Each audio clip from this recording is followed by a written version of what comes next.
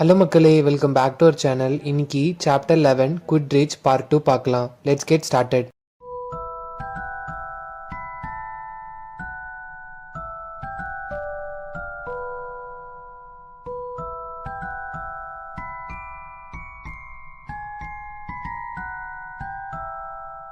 ரானும் ஹெர்மோயினியும் நெவில் கூட சேர்ந்துக்கிட்டாங்க. சீமஸ் டீனு எல்லாமே டாப் ரோல உட்காந்துருந்தாங்க.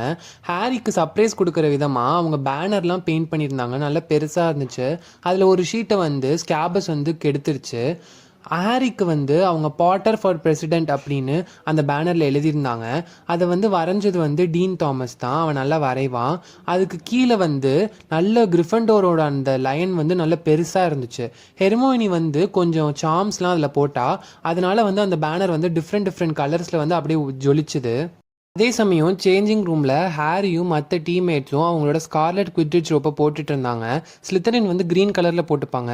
வுட்டு வந்து சைலன்ஸ்க்காக அவனோட த்ரோட்டை கிளியர் பண்ணிக்கிட்டான். ஓகே மென் அப்படின்னு சொன்னான். அப்போ சேசர் ஆஞ்சலினா ஜான்சன் வந்து உமனும் தான் அப்படின்னு சொன்னான். ஓ ஆமாம் உமனும் தான் அப்படின்னு வுட்டு சொன்னான்.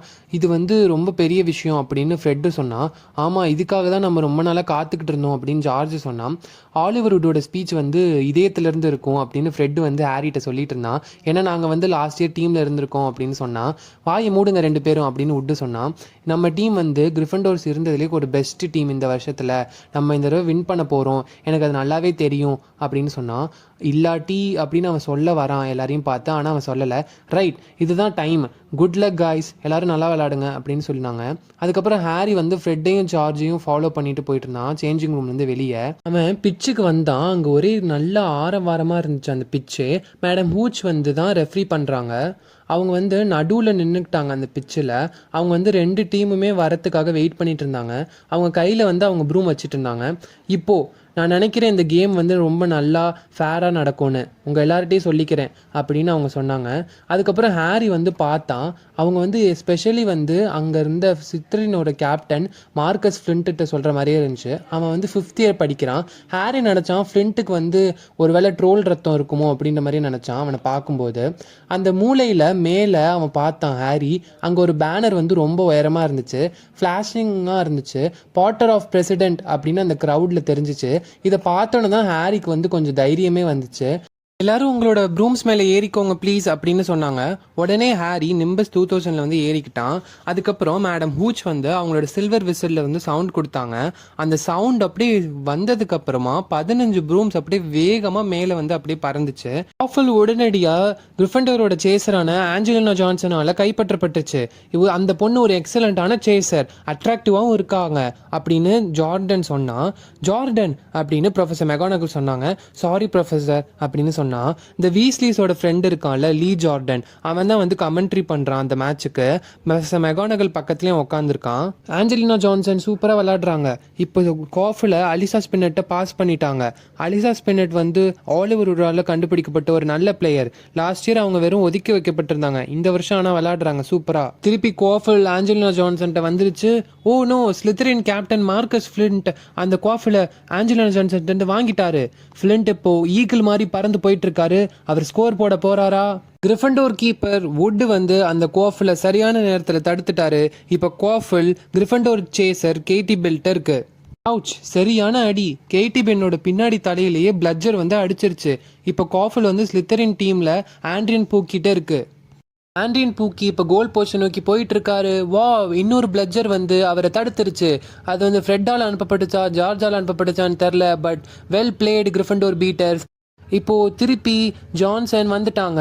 அவங்கள்ட்ட தான் அந்த கோஃபில்டு இருக்குது. அவங்க ஸ்பீடாக போயிட்டுருக்காங்க, ரொம்ப ஸ்பீடாக போயிட்டுருக்காங்க. இப்போ அந்த கோஃபில் அவங்க கோல் போஸ்ட்டில் போடுவாங்களா? கமான், எஸ், ஆஞ்சலினா ஜான்சன் கோல் போட்டுட்டாங்க. Gryffindor score. கீப்பர் பிளட்சி வந்து டைவ் அடிச்சிட்டாரு அப்படின்னு சொன்னான். கிரிஃபண்டோர் சைட்லேருந்து நல்ல சியர் வந்துச்சு. அதே சமயம் ஸ்லிதரின் சைட்லேருந்து கத்திக்கிட்டு இருந்தாங்க. தள்ளிப்போங்கன்னு சொல்லிட்டு ஹாக்ரிட் வந்துட்டு இருந்தாரு. ரானும் ஹெர்மியோனியும் அவரை பார்த்து ஹாக்ரிட் அப்படின்னு சொல்லிட்டு அவங்க கொஞ்சம் நல்லா ஸ்குவீஸ் பண்ணிட்டு அவருக்கு இடம் கொடுத்தாங்க. அவருக்கு போதுமான இடம். நான் என் வீட்டில இருந்து பார்த்துட்டு தான் இருந்தேன் அப்படின்னு அவர் கழுத்தில் போட்டு அந்த பைனாக்குலரை வந்து தட்டிட்டு காமிச்சாரு. ஆனால் இங்கேருந்து பார்க்குற மாதிரி வராதுல்ல இந்த க்ரௌடில் அப்படின்னு சொன்னார். இந்த ஸ்னிட்ச் ஏதாவது தெரிஞ்சுதா அப்படின்னு கேட்டார். இன்னும் இல்லை அப்படின்னு ரான் சொன்னான். ஹாரி பண்ணுறதுக்கு நிறையா எதுவும் இல்லை அப்படின்னு ரான் சொன்னான். பரவாயில்ல, அவன் ட்ரபுள்ல இருந்து விலகி இருந்தாலே போதும் அப்படின்னு ஹாக்ரிட் சொன்னார். அவரோட பைனாக்குலர் எடுத்து அந்த ஸ்கையில் பார்த்தாரு. அப்போது ஹாரி வந்து அந்த கேமுக்கு ரொம்ப மேலே இருந்தான், அவங்களாம் விளையாடுறதுக்கு ரொம்ப மேலே இருந்தான். அங்கே இருந்துட்டு அவன் வந்து ஸ்னிட்ச் தெரியுதான்னு பார்த்துட்டு இருந்தான். இது வந்து வுட்டோட கேம் பிளான் தான். அவன் தான் வந்து ஹாரியை கொஞ்சம் தள்ளி இருக்க சொல்லியிருக்கான். ஏன்னா வந்து அவன் ஸ்னிட்சை பிடிக்கிறது வரைக்கும் அவனுக்கு எதுவும் ஆகிடக்கூடாது, வேற எதுவும் அவனை அட்டாக் பண்ணிடக்கூடாதுன்னு அவனை சேஃபாக மேலே வச்சிருக்கான். ஆஞ்சலினா வந்து கோல் போட்டப்போ ஹாரி மேலேயே வந்து வட்டம் அடிச்சு செலிப்ரேட் பண்ணான், அவனோட ஃபீலிங்ஸ்லாம் வெளிப்படுத்தினான். அதுக்கப்புறம் அவன் திருப்பி ஸ்னிட்சை தேடிட்டு இருந்தான். அவன் ஒரு தடவை பார்க்கும்போது ஏதோ தங்க கலரில் ஜொலிச்சுது, அது ஒரு ஸ்னிட்சாக இருக்குமோன்னு நினச்சான். ஆனால் அது வந்து வீஸ்லிஸோட அந்த விஸ்ட் வாட்ச்சு. அதுக்கப்புறம் திருப்பி அவன் தேடிட்டு இருந்தான். அப்போ ஒரு பிளட்ஜர் வந்து வேகமாக பீரங்கி பந்து மாதிரி வந்துச்சு. ஹாரி வந்து அதை தட்டி விட்டுட்டான். ஃப்ரெட்டு வந்து அந்த பிளட்ஜரை சேஸ் பண்ணிட்டு போய் மார்க்கஸ் ஃப்ளின்ட் மேலே திருப்பி விட்டுட்டு ஹாரி ஆல் ரைட் அப்படின்னு கத்தி கேட்டான். ஸ்லிதரின் தான் இப்போ கோஃபில் வச்சிருக்காங்கன்னு லீ ஜார்டன் சொன்னான். சேசர் பூக்கி வந்து 2 தடவை பிளட்ஜர்லேருந்து தப்பிச்சிட்டாரு. இந்த 2 வீஸ்லிஸும் சேசர் பெல்லும் இப்போ போயிட்டு இருக்காங்க. ஒரு நிமிஷம் இருங்க, அது ஸ்னிட்சா அப்படின்னு சொன்னான். இந்த க்ரௌடு ஃபுல்லாகவே வந்து இது ஸ்னிட்சான்னு பேசிகிட்டு இருந்தாங்க. ஆண்ட்ரின் பூக்கி வந்து அவன் கையில் இந்த கோஃபில் கீழே போட்டுட்டான். அவனோட லெஃப்ட் இயர் வழியாக அந்த ஸ்னிட்சு போச்சு. அதை பார்த்துட்டு அப்படியே அவன் விட்டுட்டான். ஹாரி வந்து அதை பார்த்துட்டான். அதனால வேகமாக எக்ஸைட் ஆகி டைவ் அடித்து கீழே போனான் அந்த கோல்டன் ஸ்னிட்சை பிடிக்க. ஸ்லிதரின் சீக்கர் டெரன்ஸ் ஹிக்ஸும் அதை பார்த்துட்டான், அவனும் போனான். 2 பேரும் அப்படியே போட்டுக்கிட்டு அந்த ஸ்னிட்சை பிடிக்க போயிட்டு இருந்தாங்க. எல்லா சேசர்ஸும் அவங்க என்ன பண்ணணுன்றதே மறந்துட்டு அவங்க அப்படியே இதை வந்து அப்படியே நடுவானத்தில் இதை பார்த்துட்டு இருந்தாங்க. ஹாரி வந்து ஹிக்ஸோட ஃபாஸ்ட்டாக இருந்தான், அதனால் அவனுக்கு கொஞ்சம் முன்னாடியே அவன் போயிட்டு இருந்தான். அவனால் அந்த சின்ன ஸ்னிட்சை பார்க்க முடிஞ்சுது. அவன் ஸ்பீடாக தான் போயிட்டு இருந்தான். இன்னும் கொஞ்சம் எஃபர்ட் போட்டு ஸ்பீடாக போகலான்னு போயிட்டு இருந்தான். அப்போ திடீர்னு வாம் அப்படின்னு கிரிஃபண்டோர் கீழே இருந்தாங்க இல்லையா, அவங்கள்ட்ட வந்து ஒரு சவுண்டு கேட்டுச்சு. என்னன்னா மார்கஸ் ஃப்ளின்ட் இருக்கான்ல, அவன் வேணுங்கிட்டே ஹாரியை வந்து பிளாக் பண்ணிட்டான். ஹாரியோட ப்ரூம் வந்து சுத்திருச்சு. கிரிஃபண்டோர்ஸ்லாம் கீழே ஃபவுல் அப்படின்னு கத்துனாங்க. மேடம் ஹூச் வந்து ரொம்ப கோவமாக ஃப்ளின்ட்டு பேசினாங்க. அதுக்கப்புறமா அவங்க கிரிஃபண்டோர்ஸ்க்கு ஃப்ரீ ஷாட் கொடுத்துட்டாங்க. அஃப்கோர்ஸ் இந்த இதெல்லாம் நடந்த இந்த கன்ஃபியூஷனில் ஹாரி வந்து அந்த கோல்டன் ஸ்னிட்சை வந்து மிஸ் பண்ணிட்டான். அதுவுமே வந்து மறைஞ்சு போயிடுச்சு கணக்கு தெரியாமல். அதுக்கப்புறம் கீழே வந்து அந்த ஸ்டாண்ட்ஸில் வந்து டீன் தாமஸ் வந்து கத்திட்டு இருந்தான். அவனை வெளியே அனுப்புங்க, அவனுக்கு ரெட் கார்டு கொடுங்க அப்படின்னு. ரான் சொன்னான், இது ஒன்றும் ஃபுட்பால் இல்லை டீன், ரெட் கார்டு கொடுக்க அப்படின்னு சொன்னான். குட்டிச்சிலலாம் யாரையும் வெளியேற்ற மாட்டாங்க. ஆமாம், ரெட் கார்டுனா என்ன அப்படின்னு ரான் கேட்டான். ஹேகிடு வந்து டீன் சைடு தான் இருந்தார். ஆமாம், அவங்க ரூல்ஸை மாற்றணும். ஃப்ளின்ட் வந்து ஒரு வேளை ஹாரியை நாக் அவுட் பண்ணியிருக்கலாம் காத்துலேயே அப்படின்னு சொன்னார் ஹேக்ரிட். லீ ஜார்டனுக்கு வந்து எந்த சைடு பேசுறதுனே தெரில. அதுக்கப்புறம் அவன் கமெண்ட்ரி ஆரம்பித்தான். ஸோ இந்த ரொம்ப கேவலமான டிஸ்கஸ்டிங்கான சீட்டிங்க்கு அப்புறமா அப்படின்னு அவன் பேச ஆரம்பித்தான். ஜார்டன் அப்படின்னு ப்ரொஃபஸர் மெகானகல் வந்து கத்துனாங்க. ஐ மீன் இந்த ஃபவுலுக்கு அப்புறமா அப்படின்னு சொன்னான். ஜார்டன், நான் உன்னை வார்ன் பண்ணுறேன் அப்படின்னு சொன்னாங்க மெகானகல்.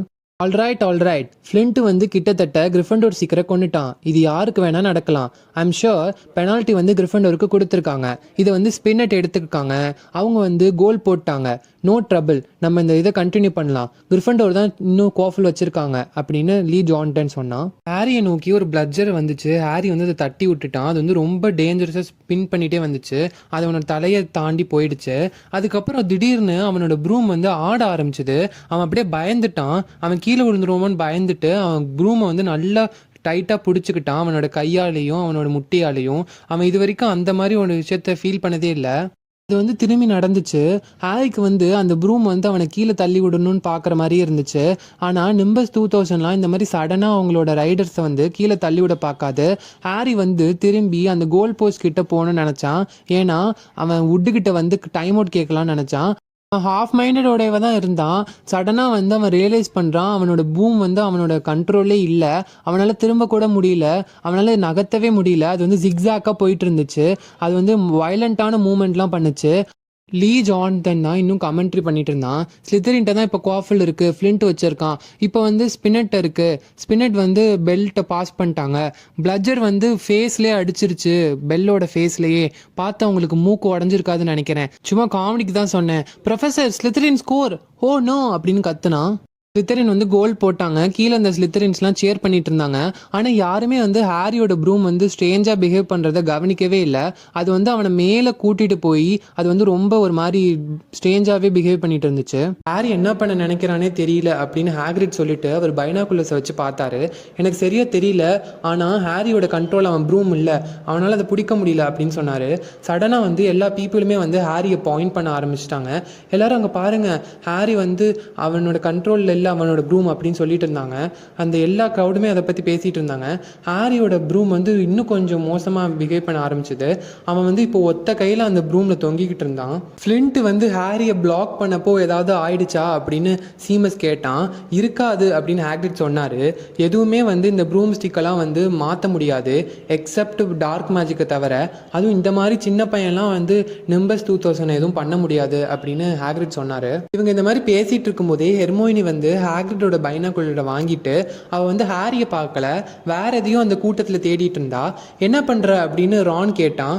எனக்கு தெரியும், ஸ்னேப்பை பாரு அப்படின்னு சொன்னான். ரான் வந்து அந்த பைனாகுலரை வாங்கிட்டு ஸ்னேப்பை பார்த்தான். அவர் வந்து அந்த மிடில் உட்காந்துருந்தாரு, அவங்களுக்கு ஆப்போசிட்டில் இருந்த அந்த இடத்துல.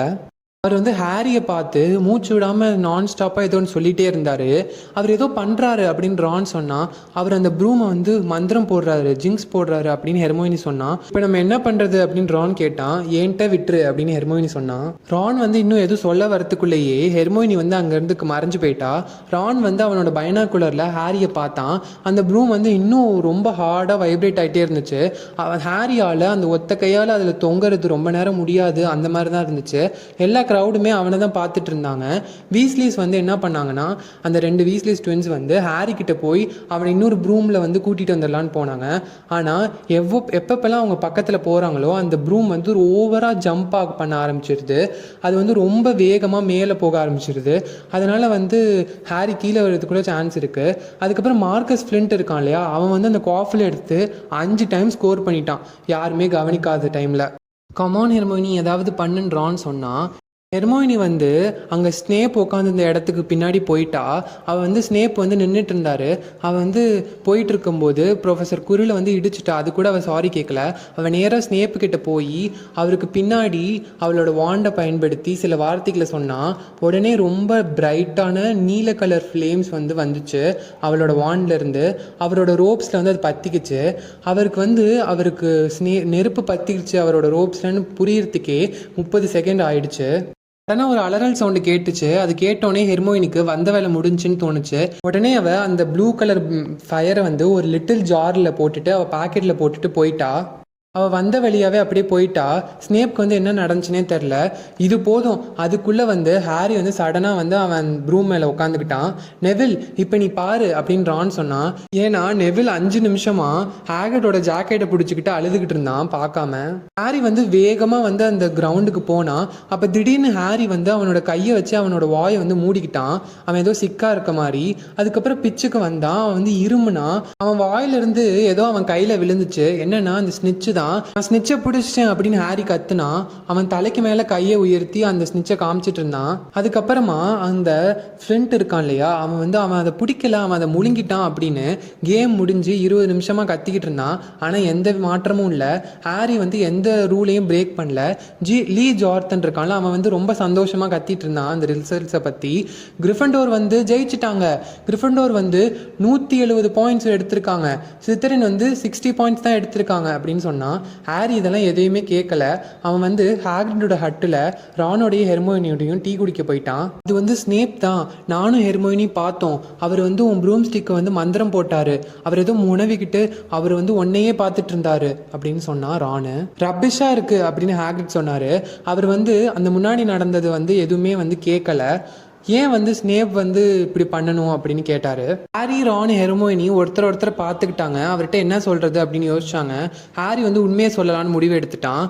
அவரை பற்றி நான் அவனுக்கு கண்டுபிடிச்சிருக்கேன் அப்படின்னு ஹாக்ரிட்ட சொன்னான். இவர் வந்து அந்த 3 தலை நாயை கடந்து போக ட்ரை பண்ணியிருக்காரு ஹாலோவின் அன்னைக்கு. அது அவரை கிடச்சிருச்சு. அது எதை பாதுகாப்புக்குதோ அதை அவர் திருட முயற்சிக்கிறாரு அப்படின்னு ஹாரி சொன்னான். ஹாக்ரிட் வந்து அவர் கையில் வச்சிருந்த டீ பாட்டை வந்து கீழே போட்டார். உங்களுக்கு எப்படி ஃப்ளஃபியை தெரியும் அப்படின்னு ஹாக்ரிட் கேட்டார். என்னது ஃப்ளஃபியா அப்படின்னு கேட்டாங்க. ஆமாம், அவன் என்னோடது. நான் தான் போன வருஷம் பப்பில் ஒரு கிரேக் ஆல்ட்டு வந்து அவனை வாங்கிட்டு வந்தேன். நான் அதை டம்பிள்டோருக்கு பாதுகாக்கிறதுக்காக கொடுத்தேன் அப்படின்னு சொன்னாரு.